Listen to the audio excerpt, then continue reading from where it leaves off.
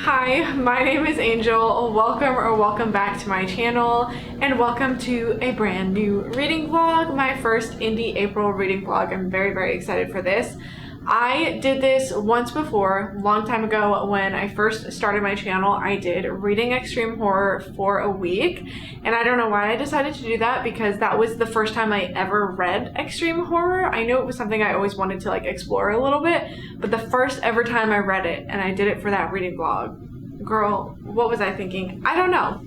But since then, I've read a few other extreme horrors, and I kind of have an idea of what I like in the genre and what I don't, but I want to get a better idea of that. So I was already planning to do this vlog and already planning to read more extreme horror this year in general, so it just worked out perfectly that I get to do it for Indie April because I think just about every extreme horror is probably independently published. So I am here to tell you I don't know what I'm doing. I don't have a TBR or anything. I have a couple of books. I knew I wanted to read more extreme horror, but there's only two that I could think of right now that I know I want to read, and that is Psychic Teenage Bloodbath and Horror House of Perversion, the sequels by Carl John Lee, because I've read the first book to both of those, but not the second book yet. And I was thinking about it, and I was like, well, how am I going to vlog that if there's sequels? How am I really going to vlog what the story is about, right? So I don't know what I'm doing. I have a few options. I'm thinking I'm gonna read The Scampering because this is really short. It's 25 pages and I've been intrigued by it. It has to do with squirrels. Hopefully the squirrels are murdering people. And then I also really want to read Them by McKay Watson because this one I've had on my TBR for a while and the synopsis sounds so fascinating to me.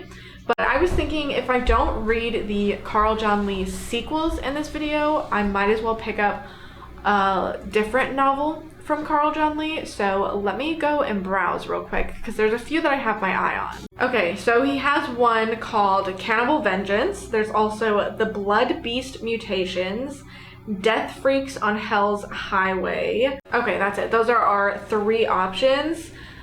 I want to lean towards Death Freaks on Hell's Highway just because I love the cover for this. I love the style. So that one is like a road trip type of thing. They stop to pick up a hitchhiker and it leads to craziness. Then the Blood Beast Mutations is about a virus that is mutating, so that could be interesting. And then Cannibal Vengeance, I wonder what the topic of that one is going to be. Deep in the Amazon jungle, a group of missionaries are massacred by an ancient tribe. That sounds really interesting to me too, but I think officially I'm gonna go with Death Freaks on Hell's Highway because this one is 184 pages, so that's not super duper intimidating. So that's where I'm at right now. Those are some of the things that I'm planning to read and some others, but I kind of want to leave it open so that I can mood read a little bit and decide what I want to read day to day. That's pretty much all I have to tell you for now. I will come back and see you guys once I have started a book. Hello, I've just woken up from a nap not too long ago and I'm currently reading Death Freaks on Hell's Highway by Carl John Lee, and I'm getting close to finishing it. I'm 60% of the way through. So Kindle says I have 55 minutes left in the book, and I haven't really said anything about it because I don't really have a lot of strong feelings or any feelings at all towards it.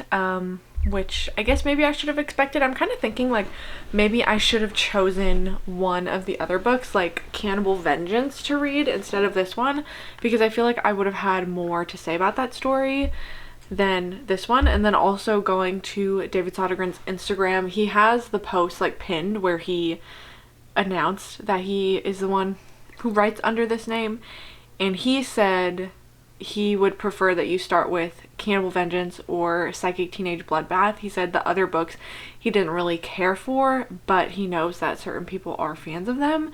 So now I'm like, well shoot, maybe I should have seen that first and picked up the other one. But it's fine. We're here. I just don't have a lot to say about it.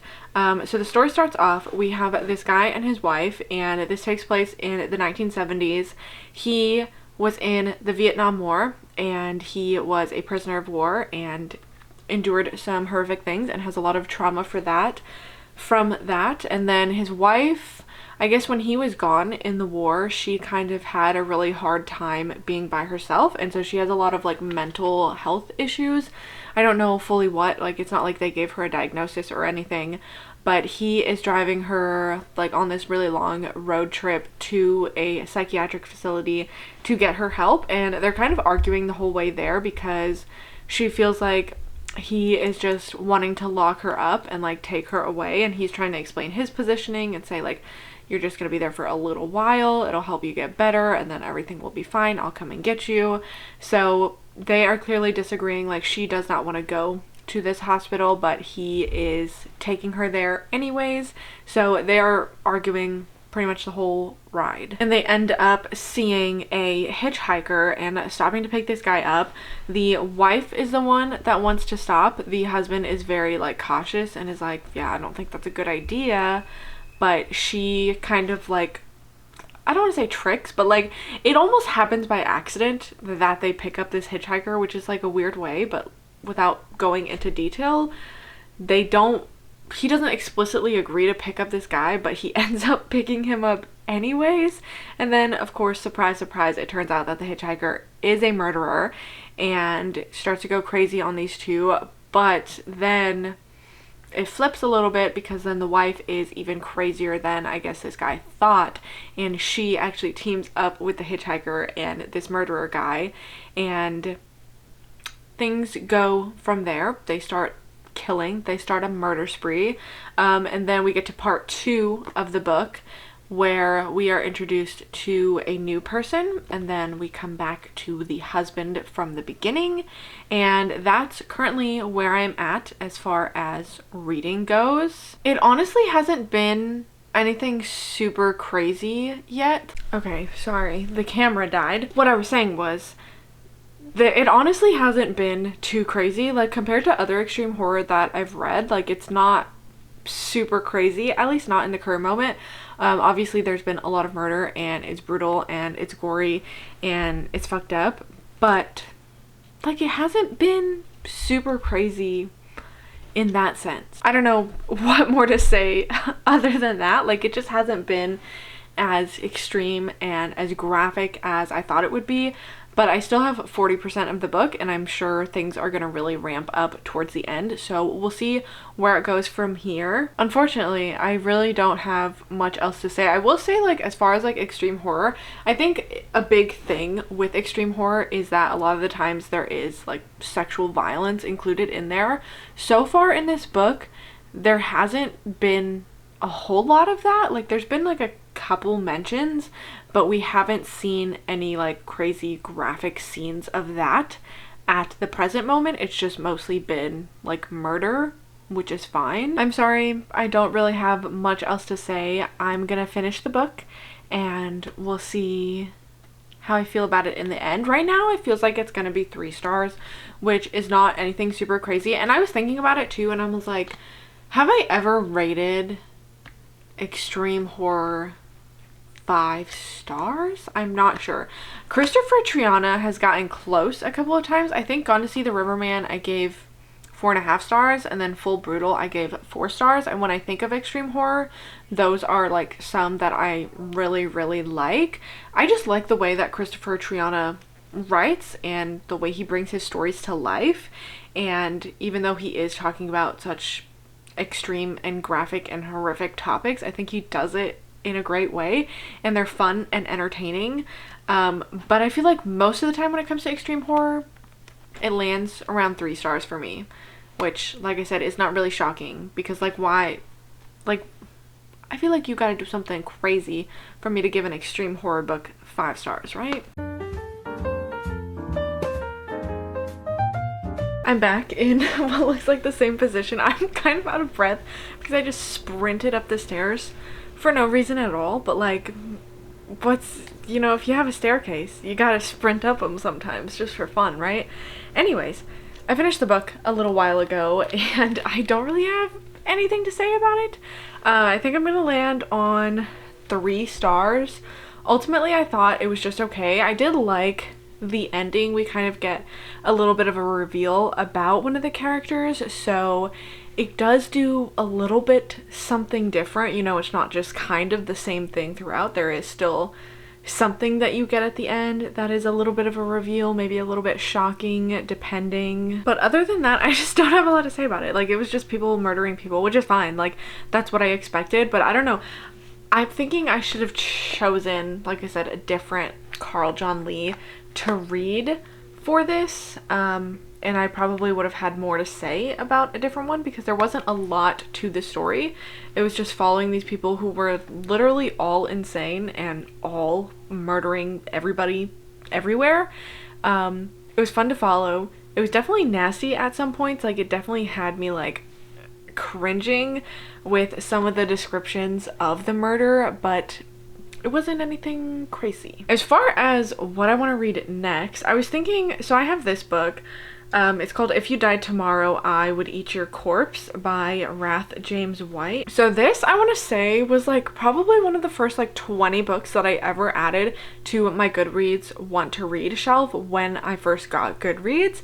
And then it was never on Kindle Unlimited or anything, and I never bought it. But then I purchased it recently because I was like, I can read it for Indie April, and it went down to 99 cents. And I think it's previously been like $4 or $5, which still is not a lot, but I'm kind of taking a chance when I buy a book, you know what I mean?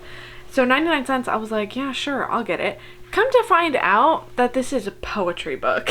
I thought it was like an extreme horror book, so I was like, oh, maybe I'll read it for this vlog. It says introduction, poems to fuck to. Okay. I wrote many of these as love poems to my beautiful wife. So I'm kind of sad because I don't read poetry a lot, and I think if I had known that if it was poetry, I probably would have taken it off my TBR and not purchased it, even though I only spent 99 cents. So I will read it eventually, but I'm not gonna read it for this video because I don't think it's really extreme horror. So I'm trying to think of what else I can read. I have Them by McKay Watson, or the other one that I'm considering right now. Oh, I also have Dead Inside by Chandler Morrison on here. I think I bought that one when it was on sale too. I forgot I had that. I have Into the Wolf's Den by John Athen. What Good Girls Do by Jonathan Butcher. I have The Least of My Scars by Stephen Graham Jones. And those are all the ones that I currently have on my Kindle, whether I purchase them or they're through Kindle Unlimited. So I don't know which one of those I want to read. I kind of want to read the Stephen Graham Jones one because obviously I like Stephen Graham Jones, and it's Stephen Graham Jones doing extreme horror, and that sounds kind of fun to me. But ultimately I'm not sure what I want to read next. I do want to read the John Athen one, Into the Wolf's Den, but I've heard that that is like really extreme, like on another level. Okay, I think I'm gonna start The Least of My Scars by Stephen Graham Jones. It looks like it's like a serial killer one that also has sort of a revenge aspect to it. I'm not sure. I'm gonna start this and see how far I get into it and what I'm thinking of it. And like always, I will come back and give you guys an update. Sorry for the background noise. The AC is currently on and I'm not turning it off. I am 50% of the way through my book now, The Least of My Scars by Stephen Graham Jones. I started this last night, I think I told you guys, after I finished the last book, and I ended up getting 25% of the way through before I went to bed because it's a short book, first of all, but I also was like super invested from the very beginning, and like that first 25% was so good. I would have stayed up and kept reading if I was able to, if it wasn't as late as it was, but unfortunately I had to go to bed, and then I've been continuing my read today. I will say, like, it's slowed down since that 25% mark, but it still is keeping my intrigue. So this book is told through the perspective of a serial killer, but it's a very interesting premise because he was like a traditional serial killer living out on the streets, not living on the streets, but like living out in the world and like killing random people off the street. And one day he abducts his yoga instructor and takes her to this like storage shed, not storage shed, but like a storage unit to do brutal things to her. And some guy pulls up and he's like, that's my girl. What are you doing? And you would think, okay, this guy's like badass. He pulls up with like a whole freaking squad of like people that are armed, and you would think, okay, this guy's gonna kill me. Like, I'm literally standing here torturing this woman. But then he makes him an offer. So now he is in a deal with this guy where this man pays for him to live in this apartment, and then every now and then he sends somebody to this apartment and they knock on the door, and if they're there, that means they're there to get killed. So he's basically like a serial killer, but he can't go outside anymore because of this agreement with this guy. It's kind of like weird to explain because it doesn't make any sense. But every now and then he gets somebody knocking on his door, and his job is to kill them because they were sent there by that guy and his group of people for whatever reason. He doesn't question it. He doesn't ask any questions.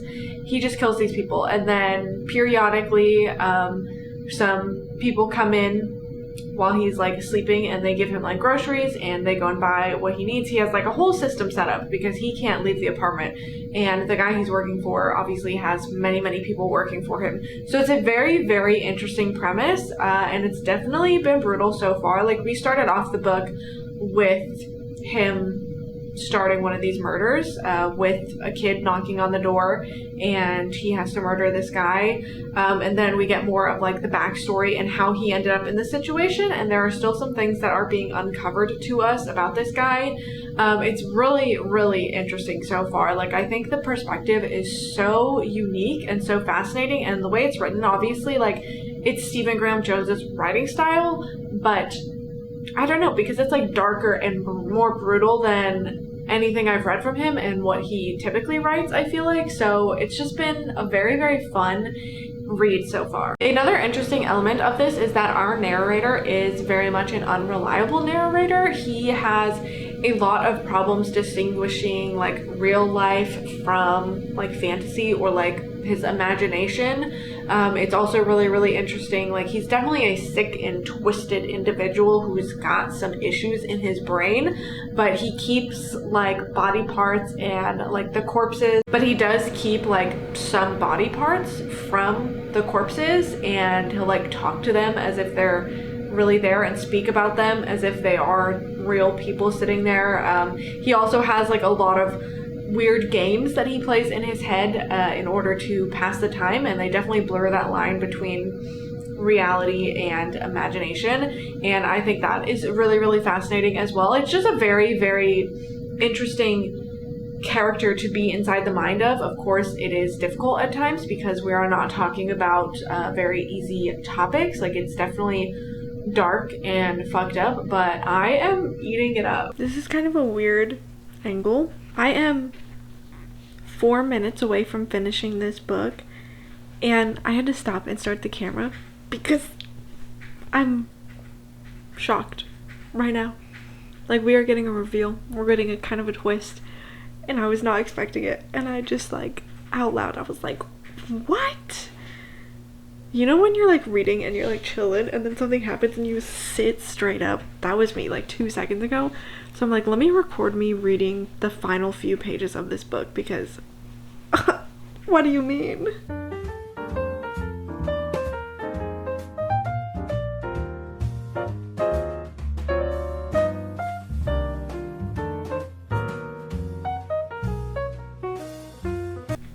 I finished it. What the heck? That was good. As with, I feel like every Stephen Graham Jones, I just need to sit for a second and think about that because, like, damn. That's definitely one of the ones where if you read it a second time, I think you'll pick up on a lot more. Because I was not expecting that reveal at the end. Wow. Okay. Let me get this on a better angle and then we'll talk. My hair looks crazy right now because I washed it earlier. This book was so good. Do I give it 5 stars? Oh, my Kindle is restarting.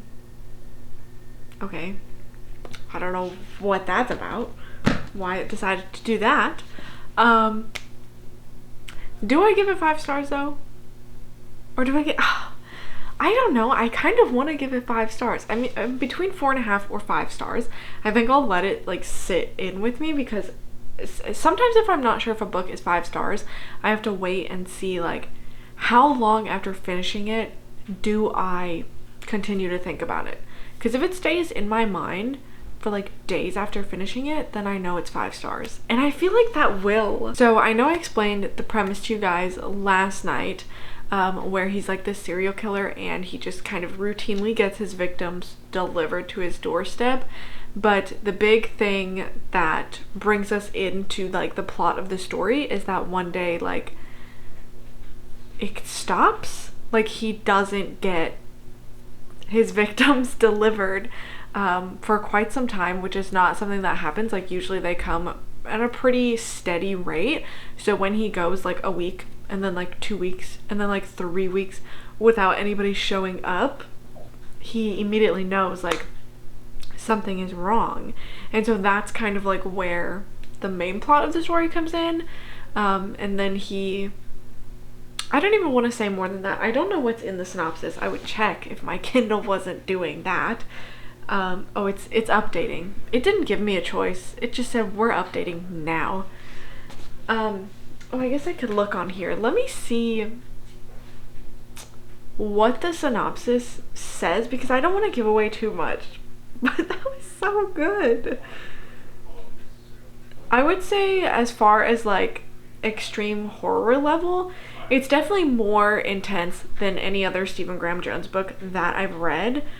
But if you are somebody who reads extreme horror a lot and a lot of splatterpunk type of things, it won't be anything super crazy. But if you're not used to that, then I think it will definitely be a little bit shocking. Like there were definitely some graphic scenes in there and some violent things happening. Okay, so the synopsis does mention, like it gives a background of him, and then it says suddenly he's alone, no visitors, nobody to talk to. And then it mentions a mysterious woman hell-bent on revenge. And that is like the other big plot point. He starts to get visits. He gets into communication with this woman who has sort of a secret agenda. I just don't want to say anything, because like I feel like you just need to go into this book as blind as possible. Like know the general synopsis. It's definitely...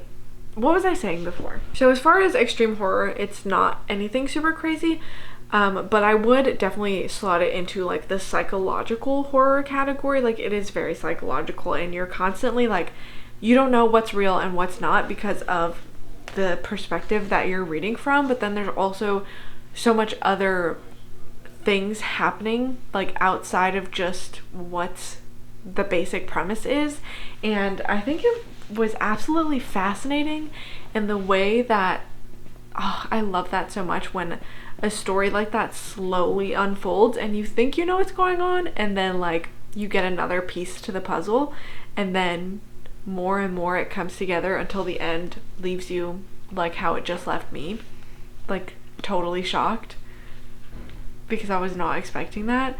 And even throughout, like it was a very slow build up, not slow build up, but like we were slowly getting more and more things and more additions to the story that were kind of like mini reveals along the way. And some of them I was like, oh, like they didn't shock me, but I wasn't expecting them. But the end shocked me for sure, I could say. Maybe that's 5 stars. I'm thinking it's probably gonna end up being a 5-star rating for me.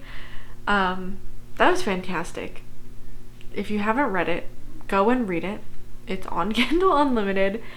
You'll want to pick that up immediately. For right now, I'm gonna move on to the next book. I think I'm gonna read The Scampering because it's just a short story. It is 25 pages, and I just want to get to that one quickly just because it seems kind of fun. So let me download it right now. I love when I open a book and I'm on page 1 and I'm already 4% of the way through. So let me read this real quick and I'll come back to give you my quick little update. I don't know anything about this except that it has to do with squirrels. So we'll see what happens.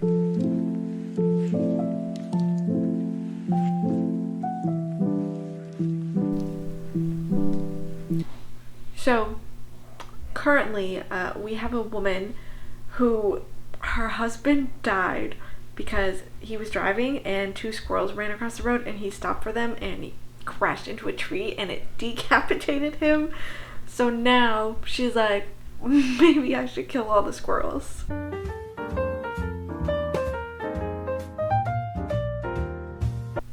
Oh, we get a flyer. PSA from your local wildlife department. The population of squirrels is at a detrimental number and we are asking you to do your part to bring it down. Don't pity these pests. Read below for ideas to help to bring down the evil squirrel population. Number 1, use lethal traps. Number 2, use regular traps only with rat poison inside. And number 3, knock all nests down and put kits in a tied plastic bag inside your trash receptacle. Thanks for helping your community in this most desperate time. Remember, squirrels are not cute. They are evil. So that kind of reminds me of, side note, one of my favorite subreddits is called Fat Squirrel Hate. And it's just people posting pictures of fat ass squirrels and it's great. I am scared of what's happening right now.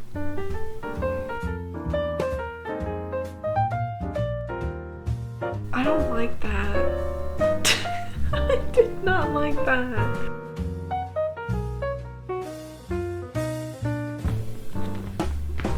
Bonus recipe for Melinda's famous trash tacos. 5 pounds of ground squirrel. All the proceeds of this book were donated to the Animal Welfare Institute, so that's cool. That was wild. I'm gonna read y'all some quotes. So basically, like I said, this lady, her husband died because he swerved in the road to avoid hitting squirrels, and now she's like, I need to kill all these squirrels and eat them. And so she's like eating squirrels, and then the squirrels are like, they get their revenge. So let me see some of the things that I highlighted.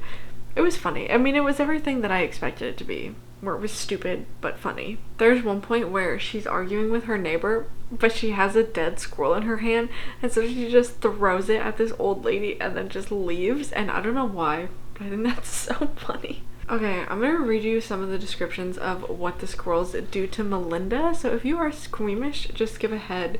The squirrel dug its tiny sharp claws into her fleshy cheeks, ripping back small scraps of skin. Warm blood poured from her wounds and covered her chin. The rodent snapped its head back and plunged its sharp teeth into her left eye. The soft organ popped like a poached egg, gelatinous ooze dripping from her socket. Ugh, that is so nasty. This is the part that got me. I mean, I'm sure it's a common thing where it just makes you really cringe.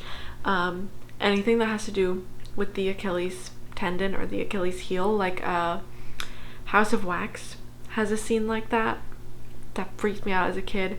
Hostel, where he cuts it and then the guy stands up and tries to walk. That mentally scars me.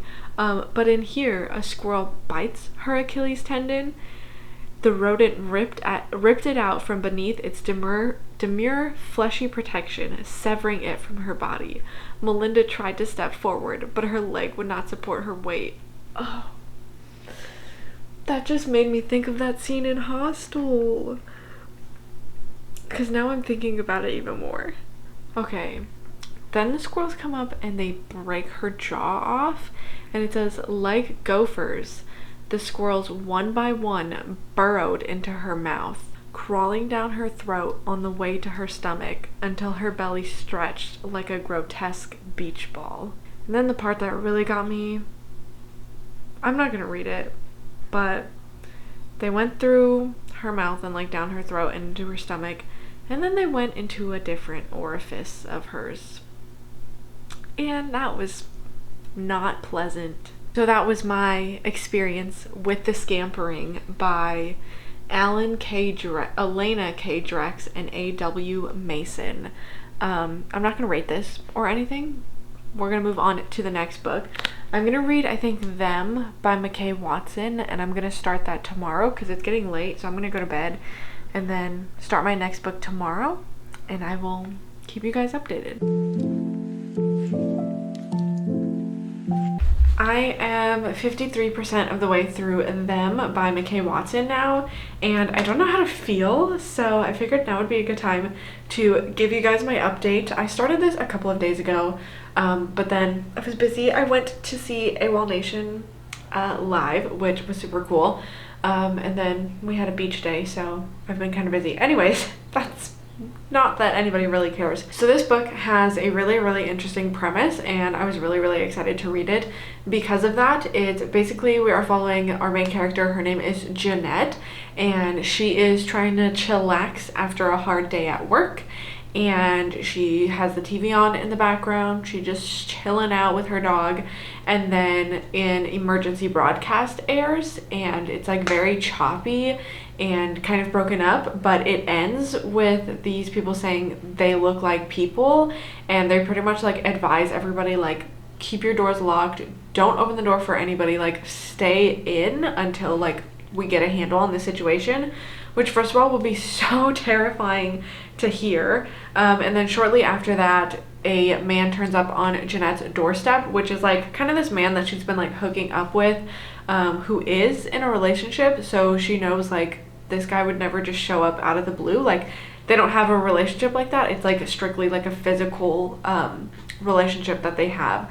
So she's immediately like thrown off, and then he starts to say like really weird things, and there's just like something off about him, and he is one of these people that we're still not entirely sure what they are. They're like doppelgangers, like replicas, like mock people. I don't know. It's kind of like Us, the Jordan Peele movie, but it's just random people, and they are murdering people in very brutal ways. This is definitely, I will say, an extreme horror book that I would highly recommend you check triggers for, because the first like brutal scene that we get into does involve the dog dying and being killed by one of these creatures. And then Jeanette gets out of the home, and she's like trying to get somewhere safe, and she stumbles upon this other woman who is also trying to stay safe, and they kind of like team up. Look at the little cat. This is Lil, by the way.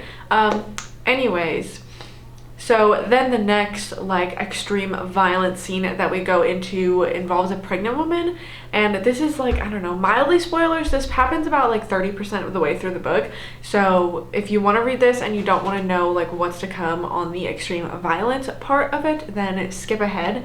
If you don't really care, the next like I said, violent scene involves a pregnant woman who gets brutally murdered, has her face like peeled off of her, and then this person goes up there and yanks the baby out, and they do some horrific things to this fetus. They do a lot of things that I'm not really comfortable saying out loud.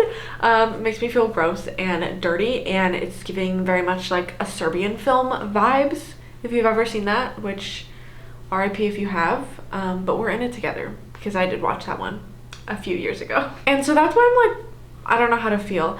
I'm not the biggest fan of the writing style. It's not bad, like don't get me wrong, but it's just not like it definitely could be better, but who am I to sit here and say that? There are a lot of things with the writing that I do like, but in general, as a writing style, I'm not the biggest fan of it. And I feel like the characters are a little bit flat, like a little bit one-dimensional. Like really all we know about Jeanette is that she like works at a call center. Not at a call center, but she works like that type of jobs. She works from home, but she is like, hopefully you guys understand what I'm trying to say. So we know like what her job is, and that she doesn't really like it, and then we know that she had a dog, and that's about it. Of course, every other character that we're encountering along the way feels kind of flat as well, but that I don't really have a big problem with, because a lot of the times those are just filler characters. Like they just come in just to die and bring in that extreme violence aspect. But I wish we got a little bit more depth to the main character herself, so I could really truly care about her, because to be honest, I don't really care like what happens to her, because I'm not really connected to her. But yeah, I'm just not sure how to feel about everything, because this is definitely, like I said, a very, very interesting premise and truly horrifying at times. I'm like, that would be so freaking scary. The suspense is there and it is terrifying and chilling, and I think McKay Watson definitely gets that correct. It's just like the extreme horror scenes, I'm like, I don't know about this one. I'm gonna keep reading it though and see what else is in store for me with the story. But like I mentioned, it is kind of unfortunate that I don't really care about the main character, because I'm like, it might end with her dying, and do I really care if that's the case? Not really. And I feel like when you're reading like horror, you want to kind of root for the main character and like hope that they make it out alive. But this one it's a different vibe, because I'm like, I don't really care. I do love this cover though. Hello. So I'm gonna keep reading. Kindle says I have like an hour left, and then I will tell you guys my final thoughts. Oh my god, I almost just dropped my Kindle on the floor. I have no idea what I might rate this just yet. Sorry if this update has not been of the greatest quality. I'm this much through my second screwdriver, so I've got that going for me. Hi, so I finished Them by McKay Watson last night, and I wanted to wait a little bit before I did my final update and kind of gather my thoughts a little bit more to talk to you guys about it. I don't know what I'm gonna rate it, if I'm gonna rate it. Maybe once I talk it out, then I will see what I've decided to land on. This is definitely an extreme horror book that relies heavily on sexual assault as a plot device, which is not my favorite thing when it comes to extreme horror. I have read plenty of extreme horror books that do have sexual assault and very graphic descriptions of that, but I feel like I can enjoy it and be okay with it when it is useful to the plot. Does that make sense? So I don't know why I can't think of it like books right now, but if you think of like the movie I Spit on Your Grave, where yes, there is this brutal, violent sexual assault that occurs, but then the rest of the film is about this woman getting revenge on those people. And it's like, okay, I can root for her. This has like a meaning when it comes to the plot, like this occurs for a reason. But when it's used, sexual assault is used in the plot really just for shock value and nothing more, that's when I'm just not really a big fan of it, because if I'm gonna read such graphic descriptions of something so horrifying, I want there to at least be a point to it. And that was not the case with this book. There is sexual assault that occurs multiple times. One of those times is involving an infant, as I briefly mentioned to you guys last night, but then our main character does endure a very horrific assault and watches somebody else be assaulted at the same time that she is, and this spans multiple pages within the book and was very difficult to read, and it just didn't really add anything to the plot. It was just kind of there for shock value, which is not my type of like extreme horror. So there are definitely people that love to read extreme horror and splatterpunk just for the most fucked up things that are there for shock value effect. And if that's what you're into when it comes to extreme horror, that's fine. I would say go ahead and read this book if that's what you're happy reading. Whatever, I don't care what everybody else reads, but it just wasn't what I personally like when I'm reading an extreme horror book, and I was really disappointed by that because the plot was so interesting, and then all of the other like violent parts that were happening that weren't with sexual assault were so interesting, like the gore and the graphic like murder and things like that. I really loved. There's a scene towards the end of the book where our main character is like driving through town, and that goes on for pages of descriptions of like everything that she is seeing in this town and like just how much everybody has been affected. And I thought that was described so well, and it just made the story so terrifying and so bleak and so disturbing, and I really like that. I like the way that it ended, but it was just everything else that I just mentioned with the sexual assault part of it that I just didn't really like. And I think if that like was changed up or not included in the book, or if it had more meaning to the plot, then maybe I would still enjoy this one. But as it is, like, I just didn't really like reading about that. There were also some things that I feel like didn't make sense, like kind of inconsistencies with the main character and different things that are happening. So let me go through my Kindle and pull up my highlights for this. I know there is one point where they have a gun and they like shoot the gun, they're like shooting people or whatever, and then they're like, oh, surely the gun must be out of bullets by now. And they try to shoot it again anyways, and it does go off, and they're like, okay, now we know for sure the gun is out of bullets.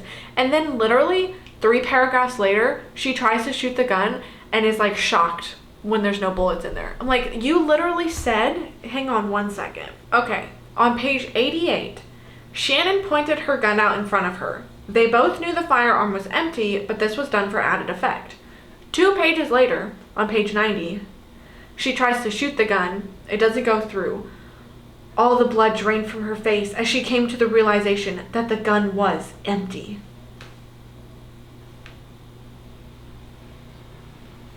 Didn't you already know that? But like I said, there are things that I enjoyed. So as she is driving through town and seeing like everything just up in flames, like brutal violence and gore everywhere, like people being ripped apart and like being eaten. This is a quote from one of the pages. Could it be that now that the rulebook had been burned, humanity's actual instincts have finally been unleashed? Perhaps mankind truly was the worst thing to happen to this godforsaken planet. Perhaps we were all just waiting for society to collapse so we could collectively lash out. Perhaps, no matter how civilized or educated we are in the end, we are all just wolves disguised as men. Perhaps they are just the most honest versions of us. Perhaps the biggest mistake was, indeed, mercy. In a world such as this, one that sees not in shades of gray, but red, mercy is nothing more than stupidity. In the end, no one is truly innocent. So there were a lot of things that I did enjoy, but I'm torn on what I want to rate it, if I want to rate it, and how I feel about it because of everything else that happened. And I think a big thing for me too, like reading extreme horror that does have such like sexual violence in it, there's something in my mind that just can't get past the fact that like I'm reading, like I said, pages long graphic descriptions of violent and horrifying sexual assault, and then knowing in the back of my head that that was written by a man does not like sit well with me.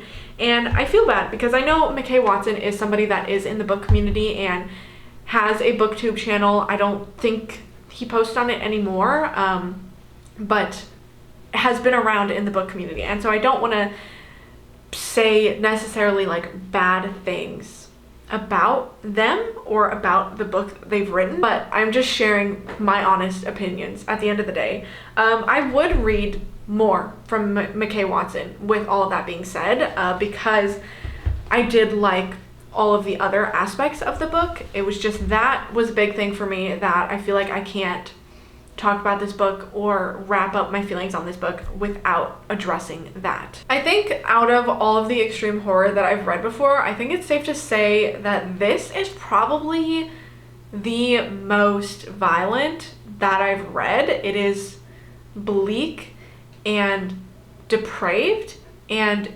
extremely fucked up and extremely graphic. So even if I feel like you've read extreme horror before, like go into it with a little bit of caution because it is on another level than the other extreme horror books that I've read before. So I think that is going to bring us to the end of the video. I was really hoping after I finished them, and I was kind of disappointed by it, I was like, right now I'm just craving a Christopher Triana book because, as I mentioned in the beginning of this video, like Christopher Triana is, I would think, one of my favorites when it comes to extreme horror. So I ended up buying this on Kindle for $3 because you're mine.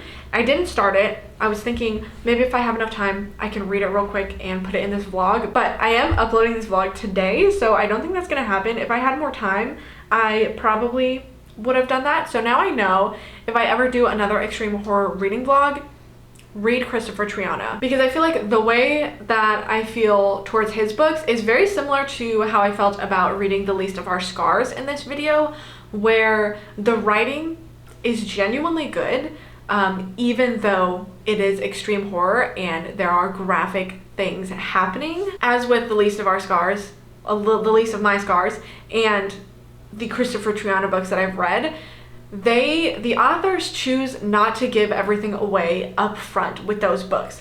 So you get like the general plot and then you're reading and it's violent and disgusting, but then you are still getting things revealed to you. So it keeps you intrigued in the plot and it feels more like three-dimensional, I guess. Like there's more to it. There's more depth to the story and you are getting things revealed to you. I don't know how to explain it, but I really, really like that, and I think that's something Christopher Triana does really well. Anyways, with all of that being said, I think my goal was accomplished. It's been a week. I've read extreme horror this week, and I have learned a little bit more about what I like and what I don't like when it comes to the genre. So I guess I will leave you guys here. With all of that being said, thank you so much for watching, and hopefully I will see you guys in the next video.